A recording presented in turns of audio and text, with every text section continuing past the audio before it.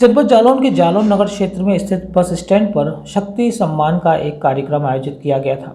इस कार्यक्रम में महिलाओं और पत्रकारों को उनके विशेष योगदान के लिए सम्मानित किया गया।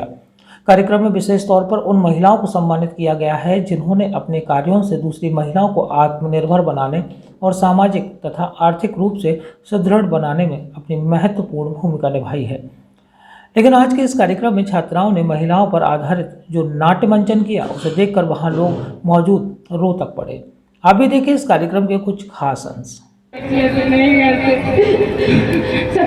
ठीक हो जाएगा, तू चिंता मत कर, सब ठीक हो जाएगा। मैं नहीं जीतूंगा, मैं तेरे के साथ कहाँ जाऊंगी? मेरी बच्ची ऐसे नहीं करती, सब ठीक हो जाएगा, मैं कह रही हूँ तुझसे।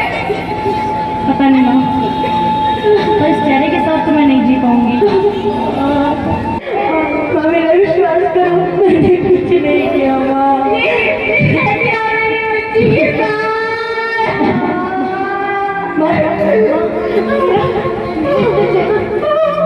क्यों है माँ? मैं तुम्हारे पैर पड़ती हूँ, मुझे जाने दो। मेरा गुनाह क्या है? मुझे जाने दो। मत जाने तुझे अपनी सुंदरता पर। आज तो मैं तुझे किसी काम में नहीं छोड़ूंगा।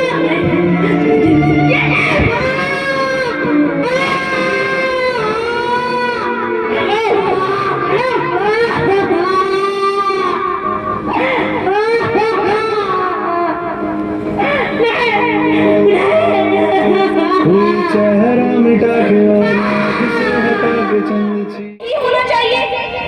समाज ने उसे इज्जत नहीं दी, उसे सम्मान नहीं दिया, उसके चेहरे से घृणा की। क्या खूबसूरती नहीं तो औरत कुछ भी नहीं? क्या औरत की सुंदरता ही उसका सब कुछ होता है? और अंत में अपराजिता शर्मा अपनी जिंदगी से हताश होकर उसने ये कदम उठाया।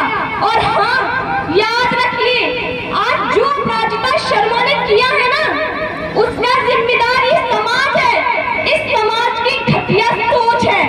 और सोचिए, कल आज जो अपराजिता शर्मा के साथ हुआ, कल को वो किसी के भी साथ हो सकता है, आपके साथ हो सकता है, आपके साथ हो सकता है, मेरे साथ हो सकता है।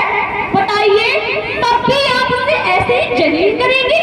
बताइए, है कोई जवाब? नहीं।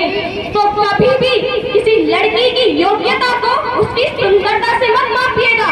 और जनाब, अपनी सोच बदलिए नारी के प्रति, वरना भविष्य में ना जाने कितनी अपराजिताओं को अपनी जान से हाथ धोना पड़ेगा।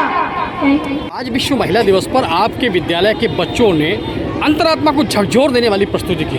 तो आखिर कॉन्सेप्ट कहाँ से आया, क्या मन में चल रहा था और कैसे संदेश, मतलब क्या है पूरा बताएं। देखिए, सबसे पहले तो बहुत ओबियस सी बात है कि मैं खुद भी महिला हूँ जी, इसलिए इन प्रश्नों से डेली 2-2, 4-4 होना ही पड़ा, कभी युवा अवस्था में या स्टिल आज भी जी। मैं अपनी बच्चियों को सशक्त बनाना चाहती हूँ और समाज को जागरूक करना चाहती हूँ कि ये असंतुलन का कारण क्या है, उसे किस तरह से संतुलित किया जा सके। उस उद्देश्य से पूरे कार्यक्रम का आयोजन किया गया। सिर्फ एक सुनीता शर्मा की आवाज़ ना हो, लाखों आवाज़ जालौन में सशक्तिकरण की मांग कर रही हो और सशक्त हो रही हो, ये मेरा मूल उद्देश्य है।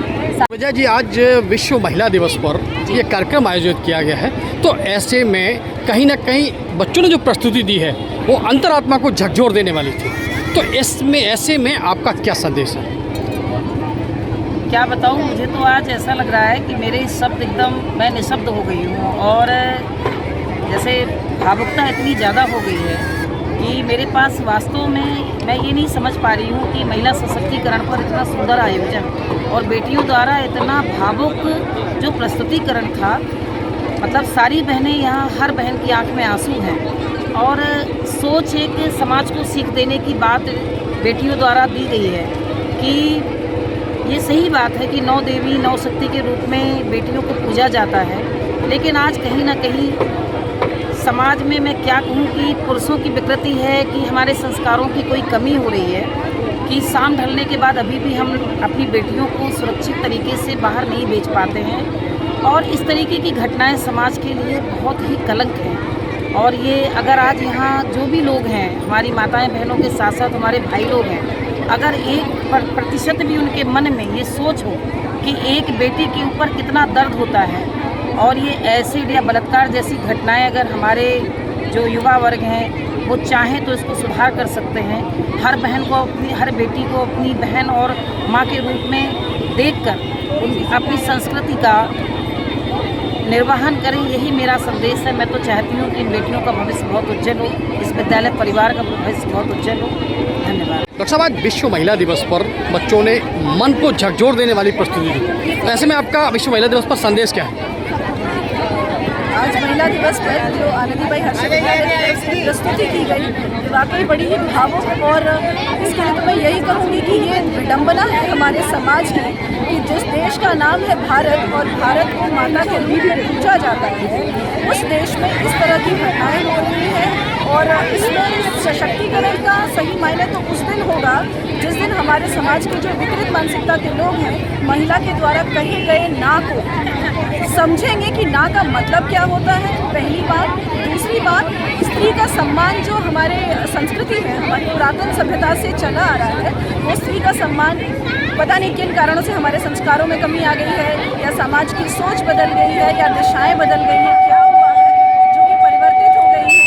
इस सशक्तिकरण के दिवस में तो मैं बस यही कहूँगी कि जिस महिला, स्त्री, नारी यानी सृष्टि का पर्यायवाची, जिसको जननी कहते हैं, जिसको जन्म देने की शक्ति है, जिसको रचना करने की ताकत ईश्वर ने दी है, हर पुरुष को, हर व्यक्ति को उस रचना करने वाली ताकत का ईश्वर तुल्य सम्मान करना चाहिए। बेटा, आज आपने विश्व महिला दिवस पर मन को झकझोर देने वाली आज प्रस्तुति आपने दी है, तो ऐसे में आपका संदेश क्या है? मैं लड़कियों से यही कहना चाहूँगी कि हम सशक्त हैं, हमें सशक्तिकरण की आवश्यकता नहीं है, बस हमें स्वयं के अस्तित्व को पहचानने की ज़रूरत है, और समाज में स्पेशली उनकी सोच की सुधार की बहुत आवश्यकता है। तो मैं बस यही कहना चाहूँगी कि stay happy and stay healthy. महिला दिवस पर यानी अंतर्राष्ट्रीय महिला दिवस पर आज जालौन नगर के बस स्टैंड पर एक कार्यक्रम आयोजित किया गया। आनंदीबाई हर्षे बालिका विद्यालय की बच्चियों ने जो कार्यक्रम किया, मन को झकझोर देने वाली प्रस्तुति की। उन्होंने अपराजिता शर्मा, एक लड़की के साथ जो एक जघन्य जो है तेजाब कांड हुआ था, उसकी एक झलक, उसका जीवंत उदाहरण यहाँ पर पेश किया।